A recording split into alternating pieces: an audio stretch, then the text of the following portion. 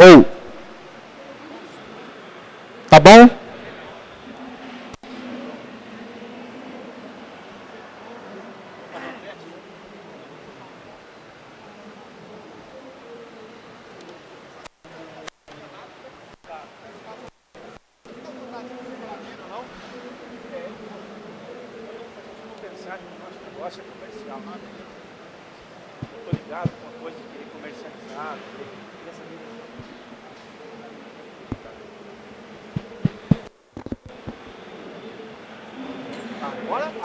Agora eu tô feliz, porque quando eu falo com as mãos, com a mão com o microfone, fica meio atrapalhado.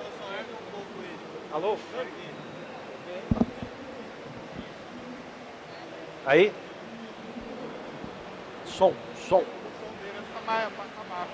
Tá baixo, né? Alô? Ok. Vou começar então. Boa tarde.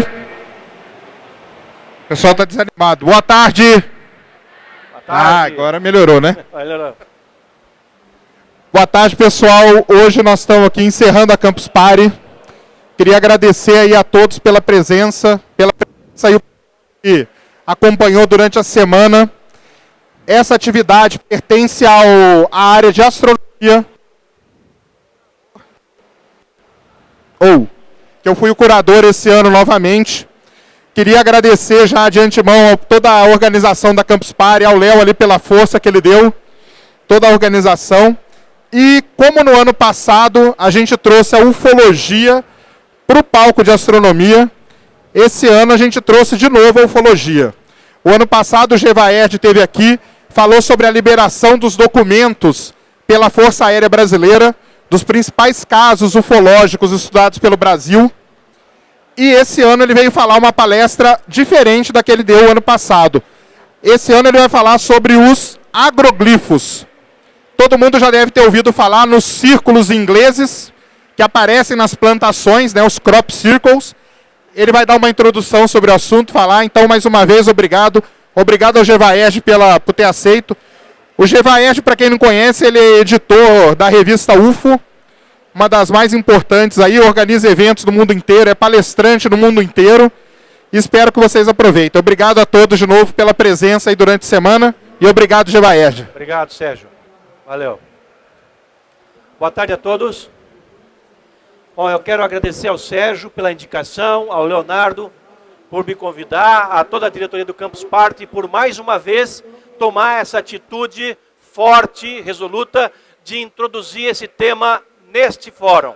É muito importante que a ufologia seja hoje vista principalmente por esse meio, pelo meio acadêmico, por pessoas da área de ciências, por pessoas da área de tecnologia, porque nós estamos diante de um fenômeno que hoje já não tem mais como ser questionado, que é o fenômeno da presença na Terra de outras espécies, de outras formas de vida, que de lá dos seus planetas, onde desenvolveram os seus meios, vêm até aqui e nos visitam naquilo que nós chamamos de UFOs, discos voadores. Nós poderíamos falar horas sobre esse assunto para que vocês vissem o que há de evidências e quão concretas são essas evidências de que nós estamos sendo visitados por outras formas de vida. A ufologia é muito vasta, a ufologia tem muita documentação. E se até um tempo atrás eram os ufólogos os únicos a dizer discos voadores existem, estamos sendo visitados por outras formas de vida, hoje, até mesmo governos, até mesmo militares de forças armadas de vários países, e até mesmo religiosos, autoridades do Vaticano e de outros líderes espirituais, outras lides espirituais, têm falado isso abertamente. Já não há mais o que questionar. Feito esse preâmbulo, eu gostaria de apresentar a vocês, ou aqueles que ainda não conhecem, um fenômeno dentro da ufologia. Um fenômeno que é visto hoje pelos estudiosos desse tema como um dos mais contundentes que há sobre a presença de outras inteligências em nosso meio, que é o fenômeno dos agroglifos, também conhecidos como os círculos ingleses. Por que isso é importante? Por que falar, por exemplo, de sinais em plantações num evento como o Campus Party. Por quê? Amigos, essas figuras, esses sinais escandalosamente provocativos à nossa inteligência, estão acontecendo em trigais do oeste de Santa Catarina. Isso desde 2008. Não existe explicação para eles. Não adianta tentar. Fora da hipótese de que eles tenham sido produzidos com alguma intenção por outras inteligências, não há explicação. Não há fraude, não há meios, não há métodos, não há forma de fazê-los. E se isso está acontecendo lá, seja qual for a explicação que a gente vá alcançar, nós temos que pesquisar, nós temos que tentar entender, buscar pelo menos. Por isso que quando eu fui convidado, desta vez, pela segunda vez, para falar aqui no Campus Party, me pediram o tema, como fazer ufologia, como pesquisar, como ser um ufólogo. E eu comecei a desenvolver esse tema. Porém, no meio do caminho eu pensei, bom, é muito legal falar sobre isso, como fazer ufologia. Mas eu acho que nesse momento a gente precisa dar um choque no pessoal que vai assistir essa palestra, falando de um tema provocativo, que é, evidentemente, os agroglifos. Eu vou mostrar para vocês rapidamente como esse fenômeno se desenvolveu no mundo e como ele finalmente chegou no Brasil. E qual é e como nós entendemos a sua relação com os discos voadores. E vou dar algumas referências para que vocês façam por conta própria uma pesquisa. Buscando em Google, por exemplo, em alguns sites, imagens absolutamente surpreendentes que desafiam qualquer forma de compreensão. E é importante que se diga também que não são apenas os ufólogos, os estudiosos desse tema. Há hoje um universo de pesquisadores, de pensadores, de intelectuais, de cientistas de várias áreas, buscando compreender esse fenômeno e, mais do que isso, buscando explicar esse fenômeno para as pessoas. Nem mesmo o governo britânico, país em que esse fenômeno surgiu originalmente, por isso foi chamado de círculos ingleses, conseguiu até hoje uma explicação plausível para dar à sua sociedade, que é exigente, que quer uma resposta.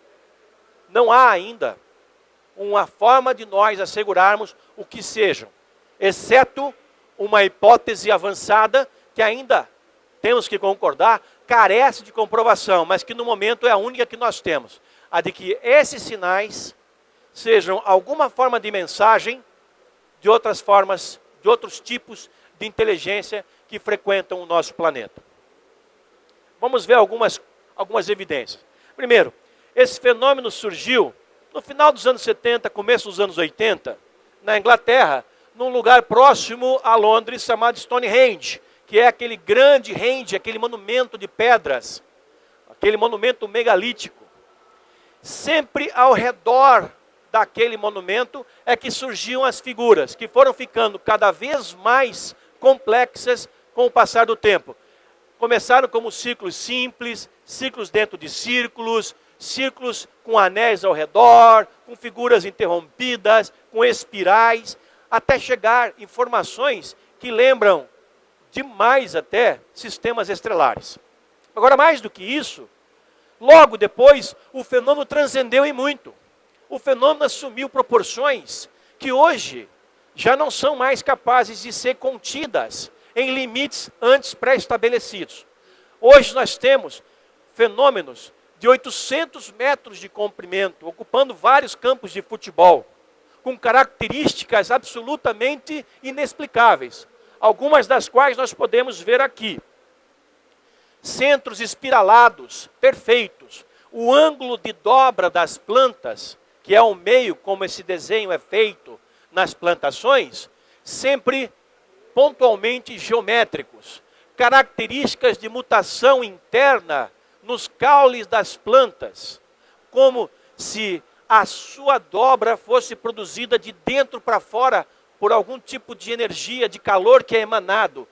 Perdão, de fora para dentro, para que de dentro para fora a planta se explodindo produza a dobra. E há uma curiosidade. Logo no início do fenômeno, se percebeu que a planta mesmo dobrada, onde forma esse nódulo, ela continua crescendo. Porém, se você tentar desdobrar, ela quebra e morre. É algo realmente surpreendente. E essas características estão presentes em todo mundo. Algumas delas vocês já leram ali. Elas interferem em motor de carros, elas interferem em telecomunicações, dentro do lugar onde os ciclos aparecem, há manifestações luminosas, há odores, há vários efeitos inexplicáveis. E, invariavelmente, há a observação de objetos voadores não identificados, discos voadores sobre as áreas atingidas, às vezes durante o processo de produção, às vezes nas noites anteriores. Então, é algo que realmente está conectado a esse fenômeno. Vamos ver alguns casos. Aqui nós temos alguns casos básicos do círculo com anel. Às vezes, a planta dentro do círculo é dobrada no sentido horário e fora do círculo no sentido anti-horário. Às vezes, dentro do mesmo círculo, nós temos plantas dobradas, em parte no sentido horário, em parte no sentido anti-horário. E uma das mais espantosas características desse fenômeno é de que há uma perfeição no processo de dobra. Nós estamos aqui diante de uma plantação de trigo, todos vocês já devem ter visto uma. Se você entra com um carro, se você entra a pé, se você entra com alguma máquina, você vai produzir um dano na planta. Você vai ter as suas plantas intactas, as que não foram tocadas, e aquelas em que você tocou, você vai ou amassar completamente, danificá-las, ou elas vão estar ligeiramente perturbadas ali, alguma coisa danificadas, entre um estado e outro. Nos círculos, não. Nos círculos, o ponto que divide aqui dobrado e aqui intacto é preciso. Não existe planta meio dobrada ou amassada. Ou a planta está intacta, ou a planta está dobrada. E ela não morre.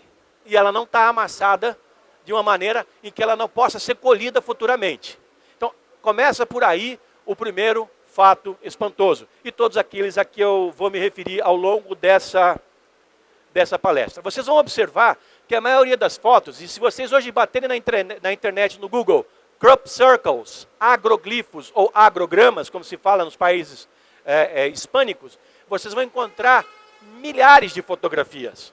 Há quem fale, há autores que tratam de 12 mil casos confirmados. Há outros que falam em 14 mil e há alguns que falam até em 30 mil. Nós ficamos com um número mais moderado, por volta de 10 mil, o que já está mais do que suficiente.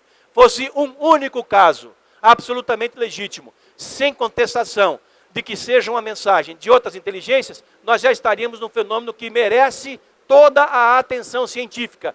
E, no entanto, não recebe nem sequer a mais mínima da atenção que a comunidade científica poderia dar a esse caso. A maioria das fotografias se deu na Inglaterra, para que vocês vejam a evolução do fenômeno ao longo dos anos 80 e 90.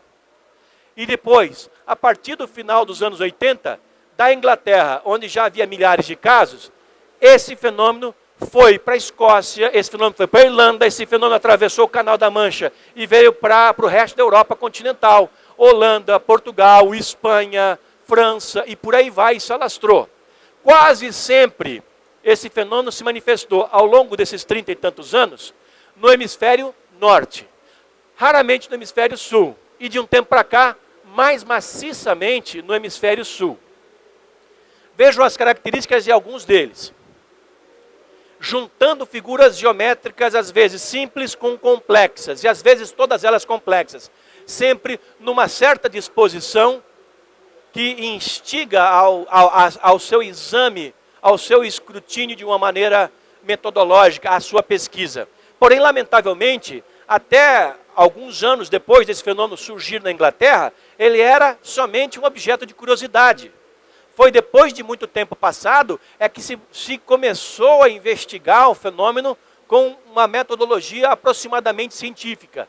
E hoje há grandes comunidades, grandes quantidades de pessoas investigando isso. Lá e em todos os demais países do hemisfério norte, onde esse fenômeno acontece, ele se dá no período, evidentemente, do verão, que é quando se planta, porque esse é um fenômeno que acontece em cima de grãos. Em alguns países acontece em cima de milho, de cana-de-açúcar, de feijão, de soja, mas de uma certa maneira sempre de alimentos. Raros são os casos sobre pastagens, sobre campos, sobre mata de alguma espécie. Quase sempre alimento e em 90% dos casos esse fenômeno se dá em cima de plantação de grãos. E na Inglaterra, e como nos demais países da Europa, quando o inverno é o contrário daqui, quando aqui é inverno, lá é verão, esse fenômeno se manifesta. Do final de maio até aproximadamente o começo de setembro, final de agosto. Indo a certas localidades da Inglaterra, nesse período, é absolutamente certo que vocês verão esse fenômeno se manifestar. Vejo algumas figuras bem interessantes, surgidas ao longo do tempo. Essa daqui é de 1989, enquanto o fenômeno ainda estava embrionário. Todas elas figuras instigando a nossa criatividade, a nossa imaginação. O que podem significar? Quem as fez? Com que objetivo? São mensagens para nós, mas o que elas significam? E quem está passando essas mensagens? Por que essa preocupação, se é que são mensagens, de mandá-las para nós? O que querem essas inteligências atingir, alcançar? Vejam, vocês vão ver essa palavra Wiltshire muitas vezes nas fotos, porque é um dos epicentros do fenômeno na Inglaterra. E hoje se sabe que quando surgem agroglifos em certos pontos, dentro da Europa ou fora da Europa, dentro da Inglaterra ou em qualquer outro país, há naquela região algum sítio arqueológico que tenha sido descoberto ou não. Em muitas ocasiões, os círculos surgiram sobre áreas que depois, por suspeição de que se mantinha a regra da existência dos círculos arqueológicos, foi-se ali e se investigou e se descobriu uma figura, um enterro arqueológico, alguma coisa assim, algum vestígio de civilizações passadas. Isso é quase sempre uma constante. Há alguns casos verdadeiramente espantosos. Esse é um dos primeiros dele. The Barbary Castle, também em Wiltshire. Aqui vocês vão ver uma figura composta por uma grande quantidade de elementos. Nós temos círculos, nós temos raios, nós temos círculos dentro de círculos, nós temos triângulos, nós temos espirais, nós temos tudo. Isso foi feito numa plantação de trigo de Barbary Castle e não havia, como não há, em nenhum dos casos legítimos, marcas de pegada, marcas de pneus de automóveis, nada que possa justificar de onde isso tenha saído, quem tenha feito. Por mais que alguém pudesse fazer isso fraudulentamente, e hoje há muitas fraudes, as diferenças entre os legítimos com as fraudes são gritantes. Qualquer pesquisador novato nessa área, analisando um fenômeno feito fraudulentamente pelos crop circle makers ou circle makers, e um legítimo, encontra no ato as diferenças entre eles. Não tem como se enganar com isso. Algumas figuras lembram coisas zodiacais, astronômicas. Há também a inspiração religiosa em alguma dessas mensagens, com cruzes atuais, com cruzes mais antigas, que eram utilizadas por civilizações que hoje já não estão aí. Né? Até que, quando isso estava no verdadeiro auge, nos primeiros 10 anos do fenômeno, milhares de figuras já tinham sido encontradas em várias partes do mundo, surgiu uma explicação, entre aspas, para abafar, para acabar com o fenômeno. Essa explicação foi publicada no jornal Daily Mirror. E ela conta que uma dupla de velhinhos, os sexagenários, depois septagenários, o Dave e o Doug, apareceram na mídia inglesa falando: "Ei, isso aí somos nós que fazemos. Nós é que produzimos isso, não tem mistério nenhum." Até hoje, décadas depois, nós ainda temos pessoas acreditando nessa história, de que dois velhinhos, sexagenários e depois septagenários, tivessem condição de produzir esses fenômenos. Recentemente a revista Veja, fonte de referência no Brasil, tratou dos agroglifos e falou que a explicação era qual? Dave e Doug. É simplesmente inacreditável. Eles disseram que teriam feitas aí coisa de 200 figuras entre 1978 e 1991. Mas nessa mesma época, eram centenas as figuras feitas nos lugares mais remotos da Inglaterra, algumas delas feitas inclusive na mesma noite. Eles não tinham nem carro para poder se locomover. Tudo foi um plano arquitetado pelo Ministério da Defesa britânico, o MOD, que está por trás do acobertamento ufológico em várias partes do mundo, em conexão com a CIA, para abafar essa informação, para abafar esse caso. Uma das coisas que se averigou, das mais básicas, era que o endereço de correspondência da dupla era uma casa que era uma estação de campo do MOD, porque o MOD tem os seus espiões, vamos dizer assim, seus agentes, tanto fora da Inglaterra, pelo mundo inteiro, os James Bond da vida, como dentro da Inglaterra, sondando tudo o que acontece. E existem casas ocupadas por esses espiões, esses membros da inteligência, por todo lado, inclusive em outras partes da Europa. E uma dessas casas, utilizadas por eles e mantida pelo MOD, era o endereço de correspondência do David Ogle.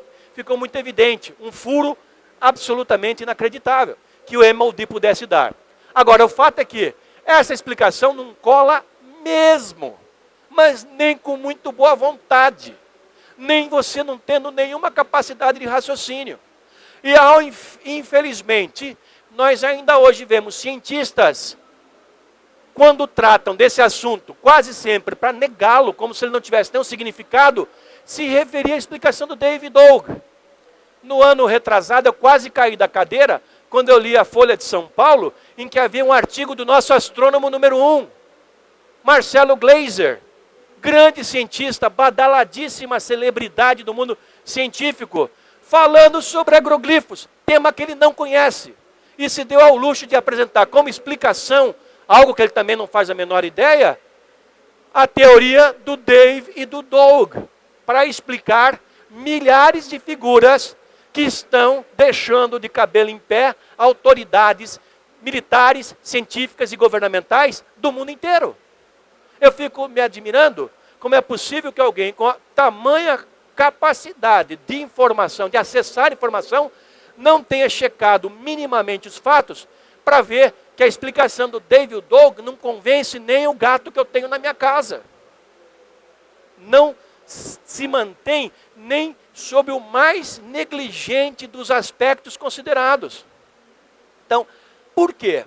Eu mandei naquela ocasião uma correspondência para o senhor Marcelo Gleiser, para o doutor Marcelo Gleiser, e mandei uma resposta para que ele visse o que está acontecendo, não só no mundo, como principalmente no Brasil, e é fácil qualquer um checar, porque os fatos estão acontecendo em Santa Catarina e eu vou lhes mostrar, para que visse o quão errado ele estava. Não recebi resposta, e tampouco o meu texto de pedido de correção dos dados não foi publicado na Folha de São Paulo. Ou seja, o acobertamento prevalece, e cientistas de grande porte estão envolvidos nele, quer voluntariamente ou quer por pura negligência, por puro interesse, ou até preguiça de checarem os fatos como eles devem ser checados. Bem, vamos ver um pouco do trabalho do David Doug, entre aspas.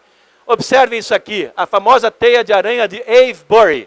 A teia de aranha tem uma precisão que espanta. Porém, quando colocada sob ampliação, vocês notam que esses pequenos arcos que nós temos ali, esses arcos, eles têm, um com relação ao outro, um desvio de fração de graus.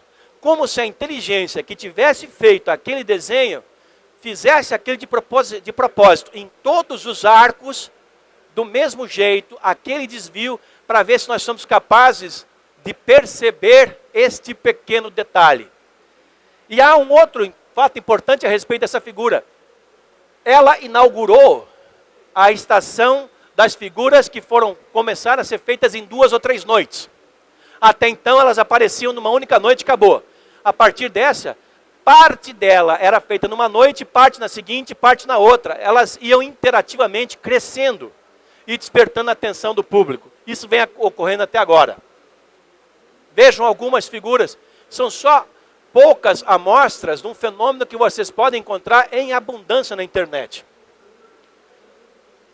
Figuras com representação astronômica, figuras, o yin, o yang, o infinito, está aí.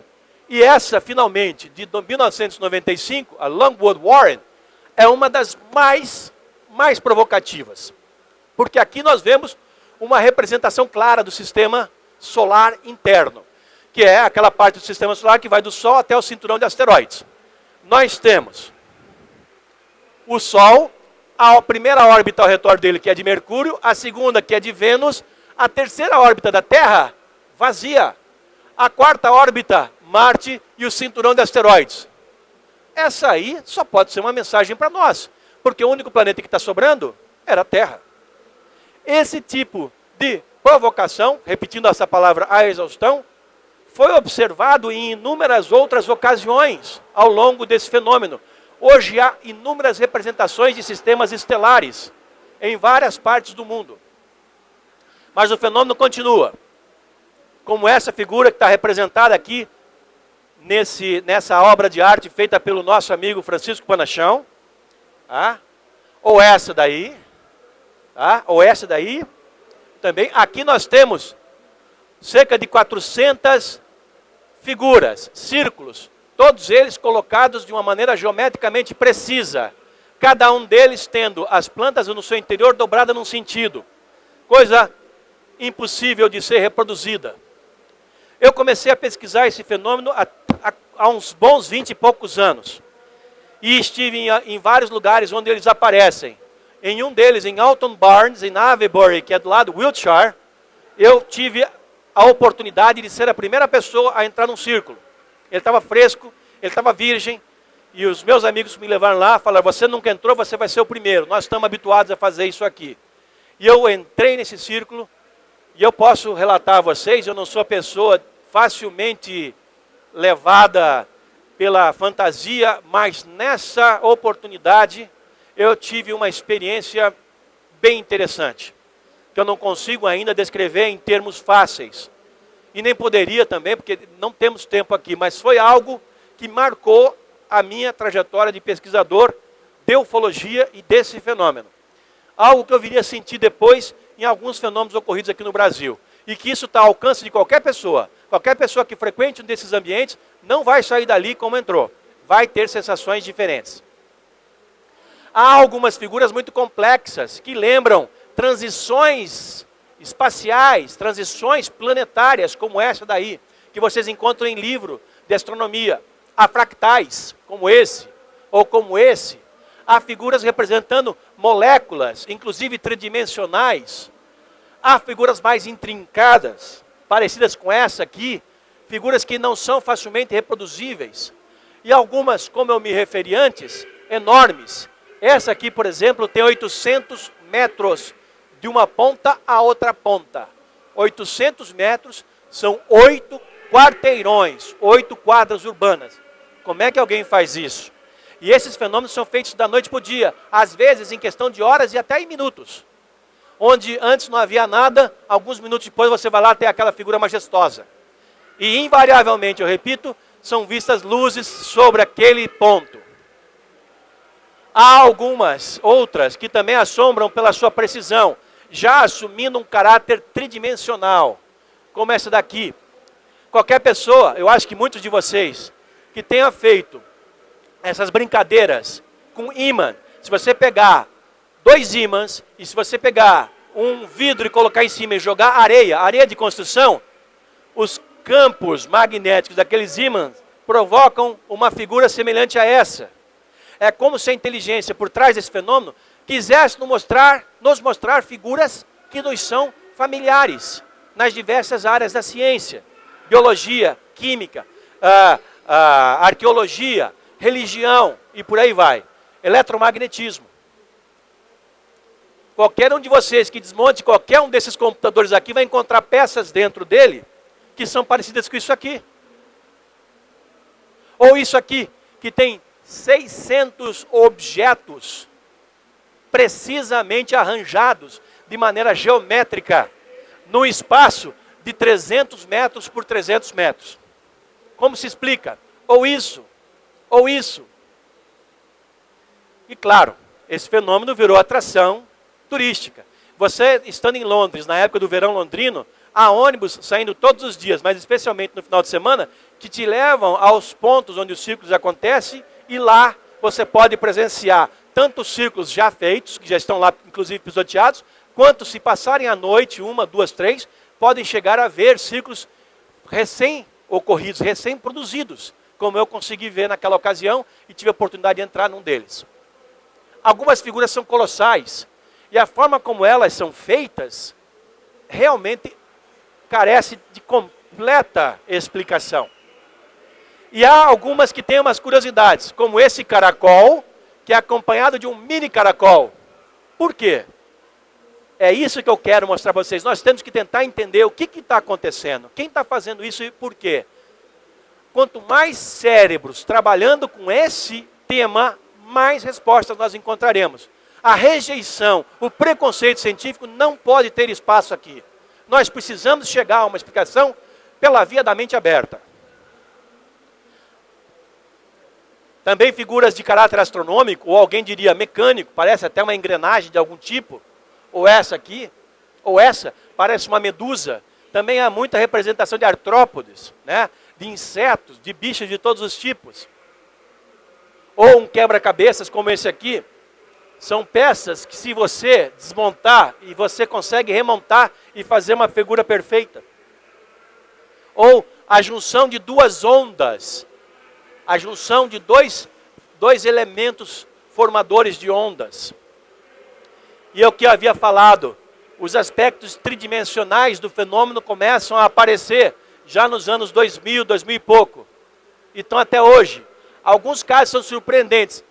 Quem não vai dizer que isso aí é o planeta Terra? Agora, por que um lado dele tem as suas plantas dobradas e o outro não? E curiosamente, aqui as plantas têm 4 sentidos. As plantas dentro desses retângulos aqui, elas são dobradas. Ora de um lado, ora de outro, ora de outro, ora de outro. Como se faz isso? Quem faz isso? Por que faz isso? Com que objetivo? Figuras também que lembram símbolos religiosos. Mais uma vez, figuras com interpretações astronômicas. Algumas intrincadas como essa daqui. Poderíamos falar bastante sobre elas. Outras que lembram alguns ícones arqueológicos, calendário maia, calendário tolteca e outros elementos considerados sagrados por outras civilizações que precederam a nossa ou que conviveram com a nossa, mas há muito tempo atrás, há milhares de anos, ou pelo menos há bons séculos. Como essa daqui. Na cultura tolteca, na cultura maia, na cultura inca, na cultura suméria, já do outro lado do mundo, nós vamos encontrar elementos que aparecem inexplicavelmente nos círculos, em várias partes do mundo. Qual relação há disso entre uma coisa e outra? É como se essas inteligências fizessem as associações para nos mostrar que elas conhecem o passado da Terra, que elas conhecem as características históricas do nosso planeta. Por quê? Agora, o fenômeno, como eu falei, ele não está somente na Inglaterra, ele transcendeu, ele foi para outros pontos. Aqui nós temos nos Estados Unidos, nós temos na Alemanha, nós temos na Nova Zelândia, e aí vai, Polônia, Canadá, Bélgica, Suíça. Esse é muito complicado de ser feito. Mesmo com programas tipo AutoCAD, reproduzir isso é extremamente difícil. Há logaritmos envolvidos. E esse aqui, que em 2008 surgiu na cidade de Boryong City, na Coreia do Sul, é um dos mais impressionantes. Aqui vocês estão vendo essa moça em pé. Observem a largura desse desenho. Estão vendo? Ela está aqui, ó, nessa posição. A primeira bola aqui atrás é essa. A segunda bola ali atrás é aquela. Imaginem, se essa largura aqui, proporcional a ela, já é grande, vamos dizer que aqui tem uns 2,5 metros a 3, imagina o tamanho dessa figura inteira. Imagina como isso foi feito. E, incrivelmente, isso surgiu em fração de horas, numa cidade, de um país que nunca esteve na rota desse fenômeno. Surgiu lá na Coreia do Sul. E a partir do momento que surgiu, não parou mais. Mas e no Brasil? Se nós fizermos a associação desse fenômeno com o fenômeno dos discos voadores, uma pergunta na hora sai na nossa cabeça. Nós sabemos que em tudo que se refere a discos voadores, o Brasil contribuiu desde os primórdios da descoberta desse fenômeno, nos anos 40 até aqui, com tudo do melhor. As melhores observações de massa, as melhores aterrissagens, os casos de abdução, os primeiros contatos íntimos entre humanos e extraterrestres, tudo o Brasil contribuiu. Então o Brasil participa do fenômeno UFO intensamente desde os seus primórdios. Porém, se nós levarmos em consideração que esse fenômeno está relacionado ao fenômeno UFO, como é possível que nunca isso tenha ocorrido no Brasil? Pois é, essa é outra das nossas indagações. E felizmente, e surpreendentemente, isso aconteceu pela primeira vez em 2008. Mais de 30 anos depois de ter começado lá fora, finalmente esse caso surgiu. E onde? Surgiu na pequena cidade de Ipuaçu, 520 quilômetros de Florianópolis, uma região eminentemente agrícola, trigo, triticale, soja, um ponto repleto ao redor de cooperativas agrícolas, algumas delas muito sofisticadas, bem aparelhadas, com técnicos de primeira. E a peculiaridade máxima que nós podemos encontrar nessa região, além de muitas comunidades indígenas, é vestígio de que os incas, que saíram lá dos Andes, especialmente da área de Machu Picchu, tenham atravessado boa parte do continente, descido por aqui para chegar no sul do estado de Santa Catarina até o mar, tendo passado por Ipuaçu. O mesmo se deu aqui em Botucatu. Ali existe um caminho que já foi identificado como um caminho Inca. Os Incas chegaram até Ubatuba, Praia Grande e outras regiões do litoral de São Paulo, desde Machu Picchu, passaram pelo Pantanal, passaram por tudo isso aí. Essa é uma característica que talvez tenha alguma coisa a ver com esse fenômeno, porque nós simplesmente não entendemos por que isso aconteceu em Ipuaçu. O fato é que, quando aconteceu pela primeira vez em Ipuaçu, as pessoas perguntavam, tá, mas por que Ipuaçu? A gente não sabia, não tinha explicação.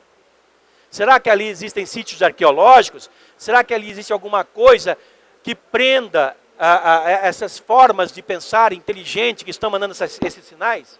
Tal como em outros lugares, como na Europa, por exemplo? Será?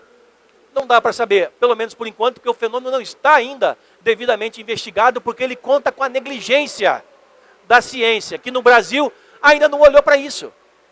Vejam só, esse é o primeiro fato ocorrido, os primeiros 2 círculos surgidos em Santa Catarina em novembro de 2008. Os 2 têm características exatamente idênticas ao princípio desse fenômeno na Inglaterra. Eles se manifestaram aqui de forma idêntica à dos anos 80 na Inglaterra. Tá? Um deles na colheita de trigo do seu Inésio Trentin, que é essa figura. Aqui nós estamos vendo as características.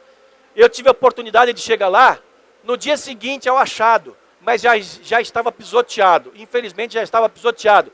Mas mesmo assim houve a possibilidade de analisar e ver que as mesmas características presentes nesse fenômeno na Inglaterra, na Holanda, na Itália, nos Estados Unidos, em qualquer outro lugar onde isso aconteça, estavam presentes também aqui no nosso país. Pela primeira vez.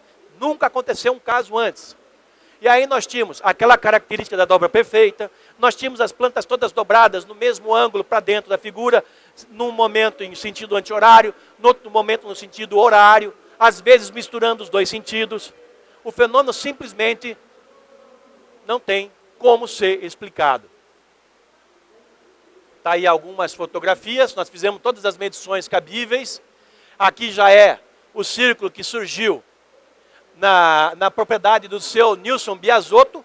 As 2 propriedades são separadas entre si por alguma coisa entre 2 quilômetros aproximadamente. Estão na área rural da cidade de Ipuaçu, que fica a 520 quilômetros de Florianópolis. Longe de tudo. Por que essas inteligências iam fazer isso lá? Lá no meio do mato. Lá no lugar onde tão poucas pessoas podem ver. Realmente não tem explicação. Mas também, como na Europa, isso aqui virou atração turística. Aqui nós temos as características que eu havia descrito a vocês. Já existe um certo pisoteamento aqui, mas as plantas, pelo menos desses lugares, elas estão ou perfeitamente intactas ou amassadas. Algumas medições feitas, coleta de exame. Nessa aqui vocês podem ver que a planta ao redor, na propriedade do seu Nilson Biasotto, havia sido colhida. Ele colheu, ele não pôde esperar, a planta já estava viçosa, pronta para colheita, ele estava precisando do resultado da colheita, ele colheu. E deixou apenas essa área intocada, onde os estudantes faziam a sua festa. Quando eu fui aí, tinha até cachorro correndo para dentro do círculo. E muitas pessoas que eu entrevistei, que moram naquela área rural, contando exatamente a mesma coisa que as testemunhas lá da Inglaterra contam. Que na noite anterior, viam luzes sobre o campo. Pessoas, isso aconteceu numa noite de um sábado para um domingo. Na manhã de domingo, aquele povo é louco, eles trabalham até no domingo de manhã, já queriam colher as figuras, ou melhor, colher a plantação e encontraram as figuras. Esse aqui, o Nilson Biasotto, chegou a dar parte da polícia. De tão indignado que ele ficou, achando que aquilo ali tivesse sido assim, obra de arruaceiros. É claro que a polícia nunca encontrou suspeito algum. Eu, quando estive lá, conversei com as pessoas que moram ao redor. Gente voltando de festa, gente voltando da casa do vizinho, etc. e tal, a partir das 10, 11, meia-noite, relatando que passando pelos caminhos rurais, ali naquela imensidão de nada, as pessoas viram estranhas bolas de luzes no ar, que não associaram a coisa alguma. Mas no dia seguinte, quando encontraram essas figuras, elas falaram, opa, pode ser que tenha alguma coisa aí. E nós fizemos a coleta dessas informações. As luzes que foram observadas foram descritas dessa maneira. Esses são desenhos empregados na revista UFO que servem para representar como isso aparece. Às vezes são bolas metálicas recobertas de luz que têm a capacidade de aumentar de tamanho, de diminuir de tamanho, que andam para lá e para cá e que nós chamamos de sondas ufológicas. São objetos não tripulados, autocontrolados de alguma forma e que permanecem naquele local por um certo tempo. Esse fenômeno se repetiu em todas as outras vezes, a observação das luzes aconteceu em todas as outras vezes em que os círculos surgiram aqui em nosso país e em outros. Na busca de respostas para esse fenômeno, eu conversei com o máximo possível de pessoas. Entre elas, eu conversei com esse engenheiro agrônomo, Otacílio Paza, de camisa vermelha, que na ocasião em que eu o encontrei, tinha 30 anos de experiência naquele tipo de cultivo de lavoura no oeste de Santa Catarina e em alguns lugares do Rio Grande do Sul. Eu o entrevistei e falei, doutor Paza, o senhor pode me explicar isso? E ele falou, professor, eu não conheço técnica e nem máquina agrícola que seja capaz de produzir isso aqui. Um homem com 30 anos de experiência. Incentivado por isso, ao dar entrevistas para os jornais e para rádios e TVs do oeste de Santa Catarina, como eu falei para vocês, uma área ricamente tratada com cooperativas agrícolas, com muitos técnicos agrícolas, com inúmeras faculdades de agronomia. Eu fiz um apelo a todos, as pessoas que lidam com o campo, que lidam com o plantio, que vão até aquele local e vejam o que está acontecendo lá, para que não sejam apenas ufólogos, como eu e alguns parceiros, a investigar aquilo. Queria que professores universitários, especialmente os das áreas envolvidas, fossem ao local.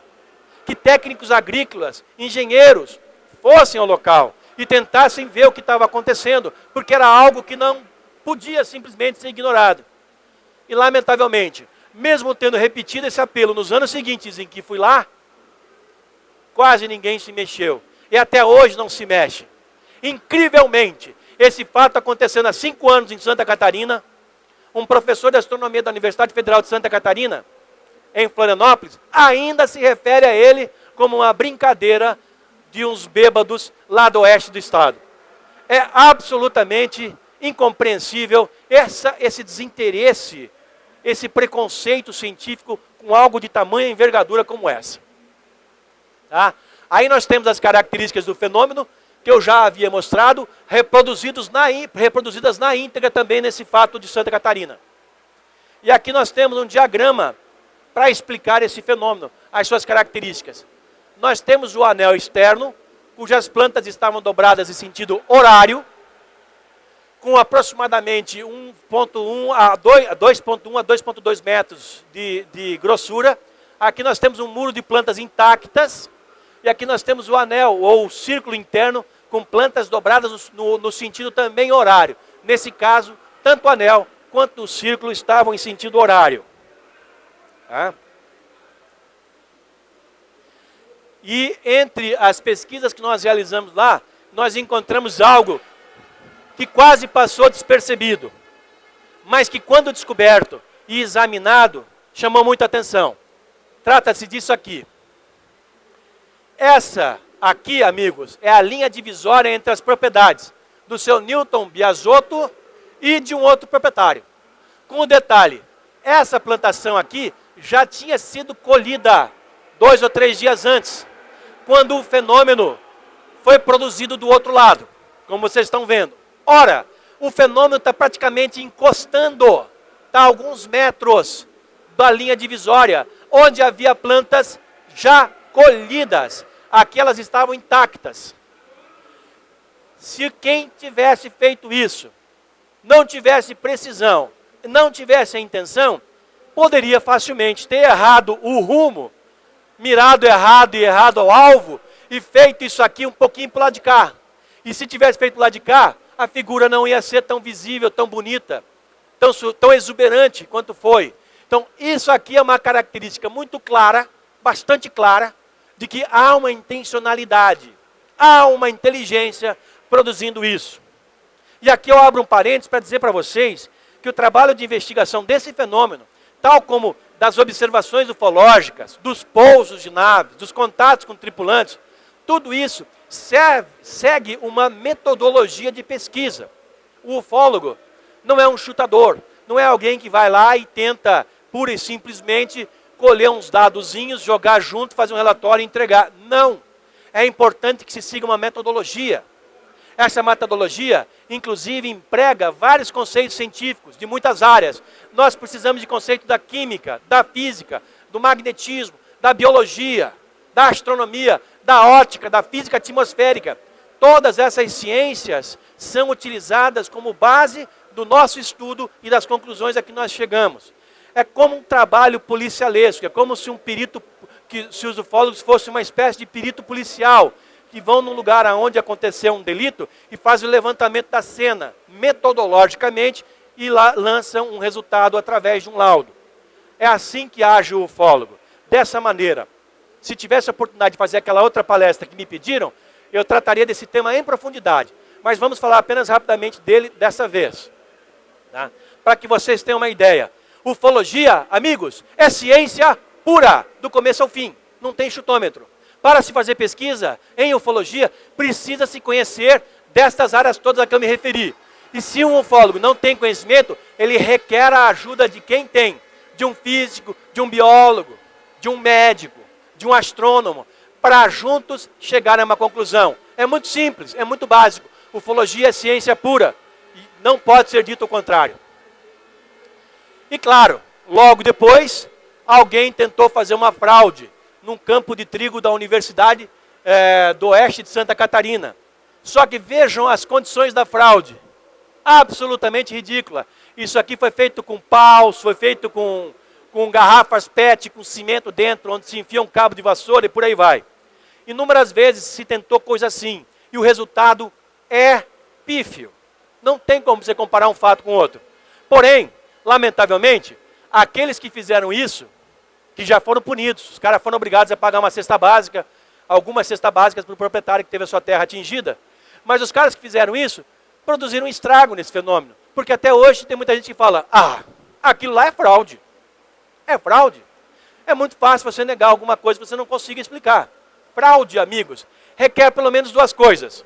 Um fraudador e uma motivação. Sem falar da técnica. Seriam 3 coisas. Mas vamos falar só do fraudador. Cadê o fraudador? Se ele logrou o seu intento, entre aspas, de enganar os ufólogos, de enganar a mídia, de deixar a população de cabelo em pé, ele não foi lá colher os louros do seu trabalho. Cadê a motivação? Por que um cara ia fraudar um troço desse numa cidade de 6 mil habitantes a 520 quilômetros de Florianópolis? Se em todo o estado de Santa Catarina e em outros estados do Brasil passam rodovias movimentadíssimas que, se os círculos fossem feitos ao longo delas, chamariam muito mais atenção.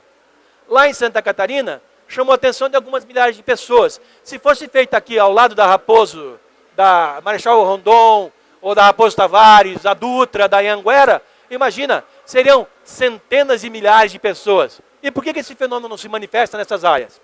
Só em áreas tão remotas? Não sabemos. O fato é que a alegação de fraude é que é a maior fraude. Bifou aqui, Sérgio. Ah, deu, obrigado.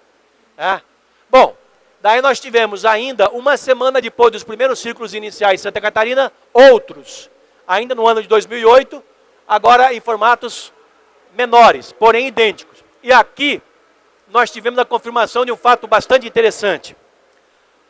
Em toda aquela vasta região do oeste de Santa Catarina, não havia, em 2008, nenhuma operadora de celular. Nenhuma. Não havia Vivo, não havia Oi, não havia TIM, não havia Claro, não havia nada. Se você saísse de um grande centro ali, por exemplo, Xanxerê, Xaxim não é, mas Xanxerê e Chapecó, você podia deixar o seu telefone desligado. Não tinha, não fala. Não recebe mensagem, não fala, não tem sinal. 000. É como você está num túnel. No entanto, alguém notou que o telefone que o cara trazia dava sinal dentro e perto da figura. Conforme ele se afastava, o sinal desaparecia. Falou, opa! E o cara fez testes. Ele foi bem sucedido em falar no telefone, dentro de uma figura, numa área em que num raio de 70, 80 quilômetros, não existe sinal de celular. Quer algo mais provocador do que isso?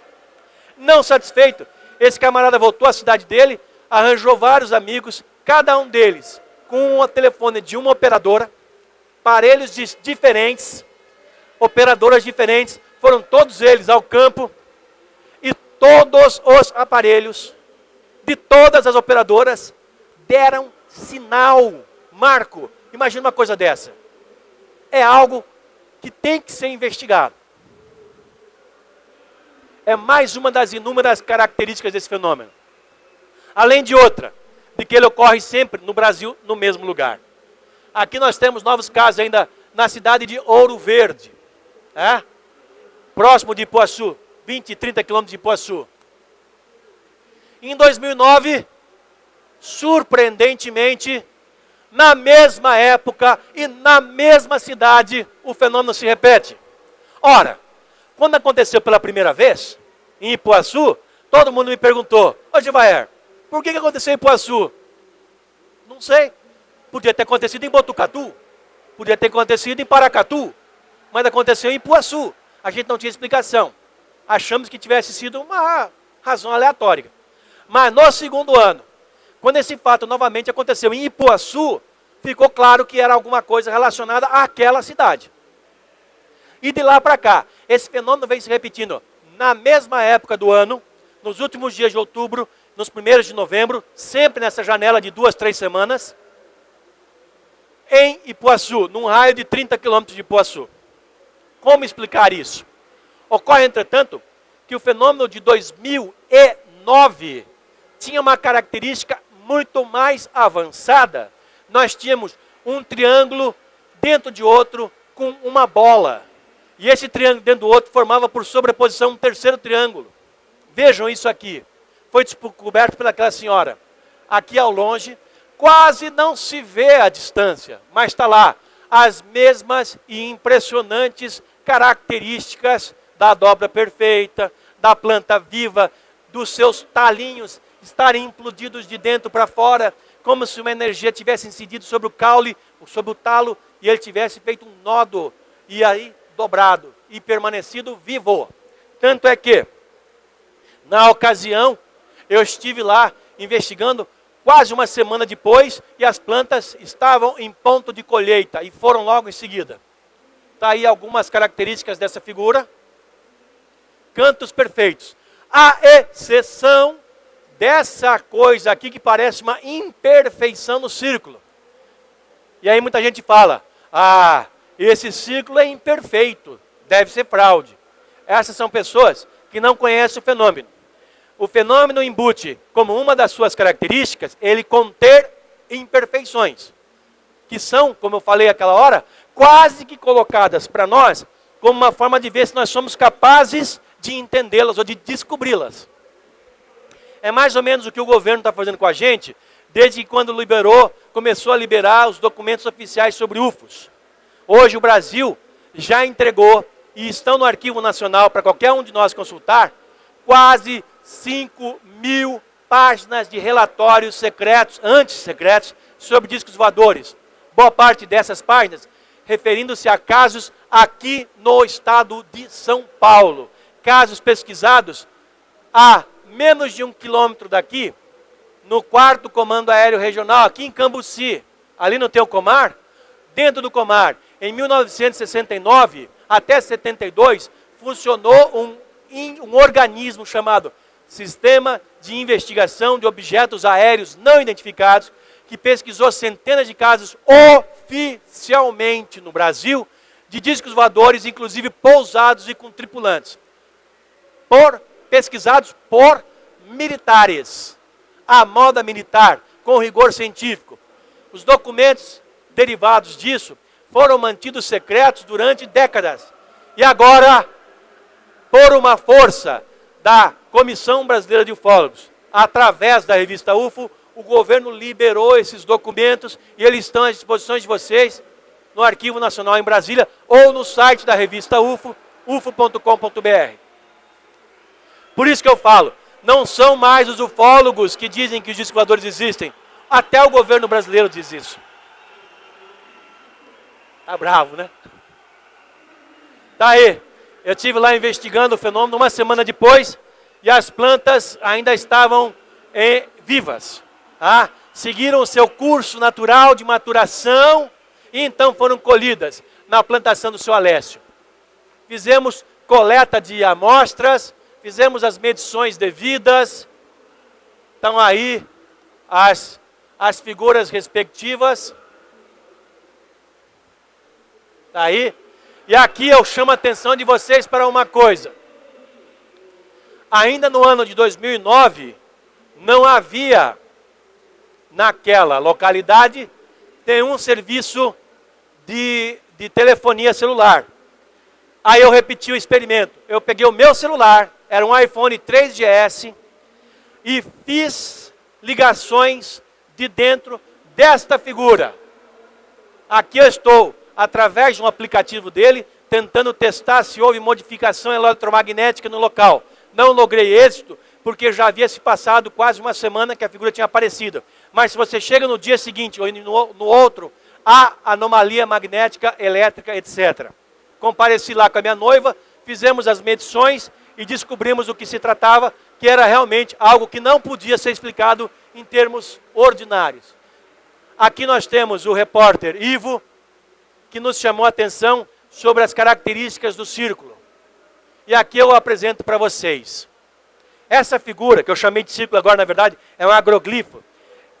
Ele tinha um círculo na parte superior de um triângulo maior, que se encaixava dentro de um triângulo menor na orientação norte-sul.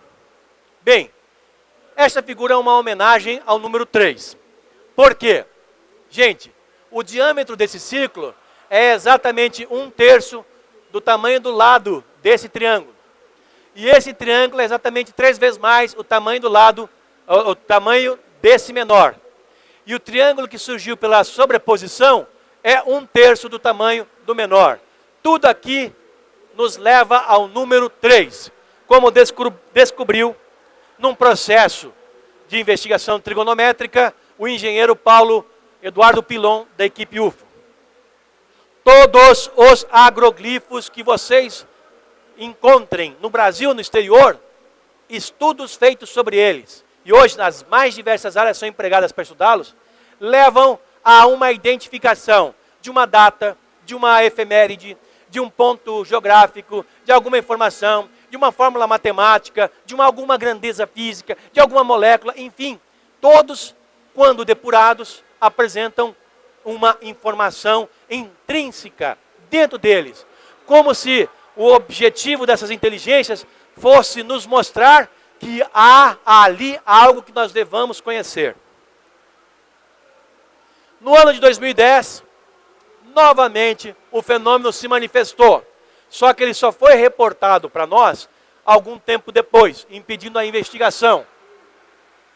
Mas aí estão algumas imagens dele. E novamente em 2011. Em 2011 foi uma coisa extraordinária. Nós tivemos um pipocar de agroglifos em várias regiões. Sempre a 30 quilômetros de raio da cidade de Ipuaçu. Vocês estão conseguindo me ouvir? Porque eu estou gritando aqui e indo rápido, porque nós temos pouco tempo. Eu estou gritando para ver se eu consigo vencer o pessoal dos games. Mas parece que lá o negócio está mais animado que aqui. Já tem, por sinal, game de agroglifo, viu? Vários na internet. Bom, essa é a figura de Bom Jesus, que fica ali próximo de Ipuaçu. Tá? Mais uma vez, a figura de Bom Jesus, observada. As mesmas características de sempre. Então ali, ok? Essa já é uma foto feita por mim. Quando eu fui investigar esse fenômeno, no dia 4 de novembro, peguei meu carro, eu moro em Curitiba, fui até lá investigar. No caminho eu fui investigar os casos de Bom Jesus, de alguns dias antes. E no caminho eu recebo um telefonema de um colaborador da revista UFO, Paulo Poian, falando: Geva, aconteceu na cidade de Ouro Verde, que fica no meu caminho. Eu estava a 1 hora de Ouro Verde. Eu estava comendo. Parei de comer, larguei tudo e fui voando para lá. Cheguei lá e fui uma das primeiras pessoas a entrar nesse agroglifo do dia 4 de novembro, que tinha recém sido descoberto por membros da prefeitura da cidade de Ouro Verde, numa propriedade rural ali perto. Está aí a figura. Já havia repórteres, depois que eu cheguei os repórteres apareceram. As mesmas características de sempre estão lá. E naturalmente fizemos as mesmas investigações que devemos fazer. O centro espiralado, a forma como as plantas foram dobradas. Alguém um dia, um caboclo daquela região, fez a seguinte comparação: professor Gevaeldio, parece que uma enceradeira gigante desceu ali e enroscou tudo aquelas coisas. Enroscou. Sim, falou o caboclo. Como se uma enceradeira gigante. Vocês sabem o que é uma enceradeira? Fala sério. Quem aqui não sabe o que é uma enceradeira? Não tem vergonha, porque é um treco do século passado. É como tocador de fita cassete. Tem gente que nunca viu uma, né? Máquina de escrever, tem gente que nunca viu uma. Nós estamos em outro tempo. Enceradeira era um treco que ilustrava o chão da casa. Era um treco, era uma máquina que tinha uma escova embaixo que girava e as donas de casa naquela época passavam uma cera e passavam a enceradeira lá. Ficava a manhã inteira fazendo isso. E essa enceradeira, ela fazia, às vezes, ficar no chão umas coisas espiraladas, umas figuras espiraladas que as pessoas achavam bonitas. O objetivo não era esse, era deixar apenas brilhante e lustroso. A enceradeira gigante é aquilo que eles relacionaram a isso. Você lembra, né, Panachão? Você é dessa época da enceradeira, né? Nós somos. Aí. Amigos, investigar ufologia e os círculos ingleses requer a sua presença no local. Não se pesquisa pela internet. Comece por aí. Quando você encontrar alguém que fala, eu sou ufólogo. Ah, é? Bacana. Quantos casos você pesquisou? Bem, no Google, todo dia, uma meia dúzia. Não serve. Tem que ir ao local. Tem que examinar o local. Tem que olhar nos olhos da testemunha. Porque a testemunha vai dizer para você o que ela viu. E quando ela contar, ela se emociona. E você então descobre uma outra fração desse fenômeno. O quanto ele modifica, afeta, altera para melhor as pessoas. As pessoas ficam emocionadas quando elas escrevem isso. Eu conto isso porque a minha vida é fazer pesquisa. Eu acabei de vir na semana passada da Amazônia. Fiquei 4 dias na ilha de Colares, e não foi a primeira, eu já fui inúmeras vezes lá, que é o palco de um fenômeno que foi investigado pela Força Aérea Brasileira em 1977, chamado fenômeno chupa-chupa. São luzes que aparecem e atacam as pessoas. Eu fui lá agora mais uma vez com o History Channel, para gravar um documentário que vocês vão ver daqui a pouquinho na televisão aí, e encontramos testemunhas novas do fenômeno, que foram atacadas nos anos 70 e começo dos 80, como a dona Carmen, que ainda tinha 2 marquinhas no braço de uma luz que foi desferida pelo UFO e tocou o braço dela. Essas fotos estão no site da revista UFO, ufo.com.br. E quando você entrevista essa pessoa, como as outras que a gente entrevista lá, elas se expressam com aquela energia, elas se expressam com aquela emoção. E isso é que é bacana na pesquisa ufológica, porque transcende a pesquisa. O contato com a testemunha é algo sociológico, é algo que, se muda ela, também ajuda a te mudar, te transforma num apaixonado por esse tema para conhecê-lo melhor. E o que pode ser mais importante para todos nós hoje do que nos descobrirmos apenas uma fração de uma humanidade que se espalha por vários e vários planetas, talvez esteja pelo universo inteiro. Nós aqui na Terra somos apenas um pedaço, uma porçãozinha dessa humanidade que está espalhada pelo universo. A prova disso é que os discos voadores estão vindo aqui, exatamente como nós estamos indo lá. Nós não estamos em Marte agora, cavucando o solo de Marte. Nós não estamos tirando fotografia dos anéis de Saturno, do satélite de Urano. Nós não estamos perseguindo com as nossas máquinas os cometas. Não estamos fotografando asteroides. São todas essas máquinas que nós mandamos lá para fora, discos voadores. A diferença entre os nossos discos voadores, como o Curiosity, e os discos voadores deles, gramado do vizinho é mais verde, obrigado. A diferença é que eles têm mais tecnologia. São capazes de romper distâncias incomensuráveis, as distâncias interestelares, e chegar até aqui com segurança, chegar até aqui com eficiência, com rapidez, enquanto nós não conseguimos fazer isso. Para nós mandarmos a Curiosity para Marte, quanto tempo foi necessário, Sérgio? 10 meses. 10 meses para a Curiosity chegar em Marte, para chegar lá e ficar fazendo buraquinho no chão. É um baita avanço, legal, né? Mas e aí? E esses seres que conseguem vir aqui, colocar uma nave que voa, que persegue nossos aviões, que pousam onde querem, que interrompem tráfego aéreo, que pintam e bordam com tripulantes dentro, que às vezes saem em contato com a gente. É uma coisa que vai muito além. Nós vamos chegar lá um dia. Nós vamos ter essas máquinas.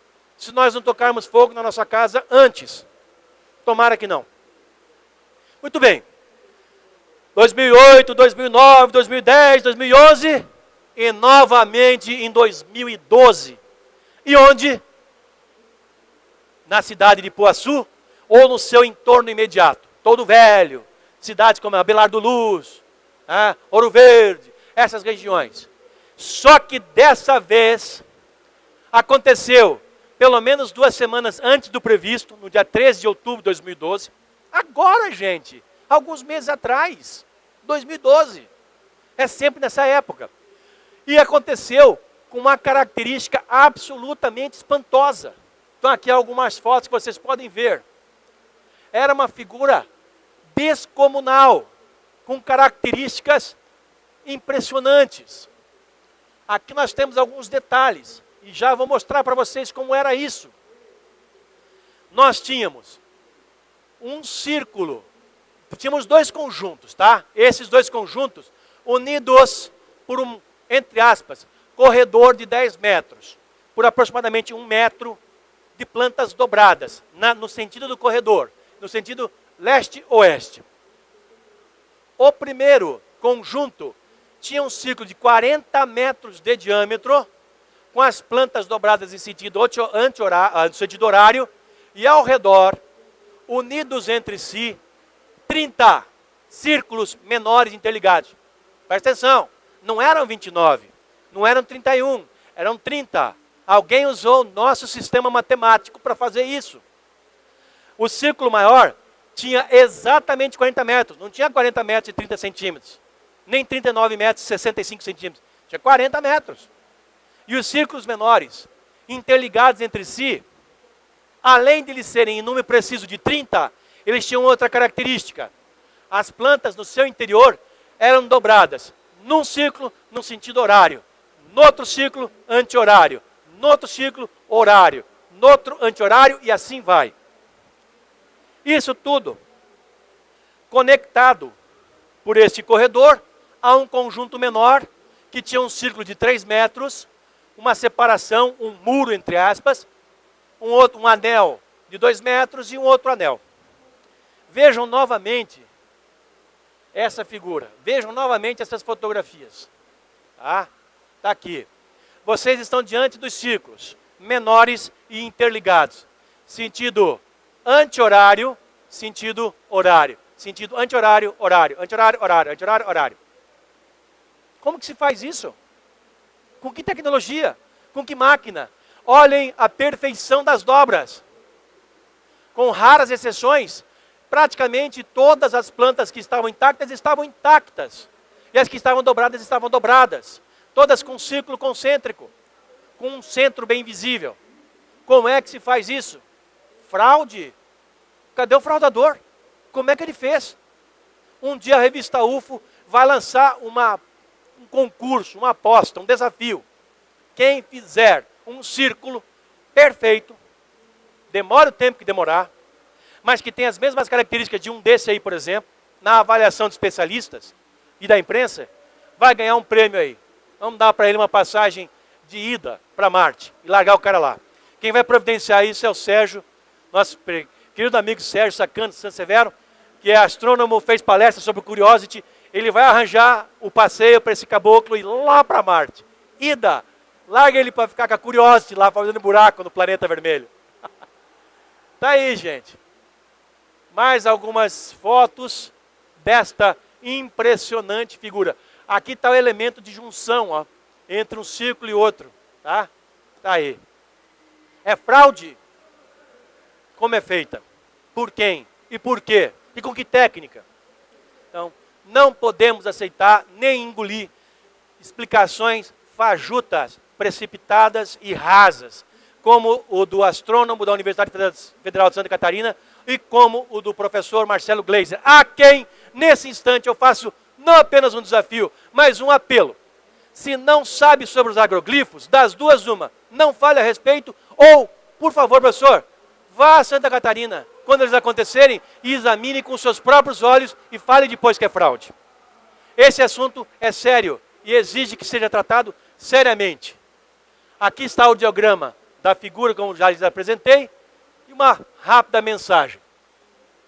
Eles chegaram. Agora, o que eles significam, a alusão de que eles sejam mensagens de outras inteligências, é uma suposição, para mim, absolutamente plausível, mas evidente, e eu reconheço que ainda carece de comprovação. Isso só vai chegar com a pesquisa, que todos podem fazer. Não é o Gevaer, não são seus parceiros da revista UFO.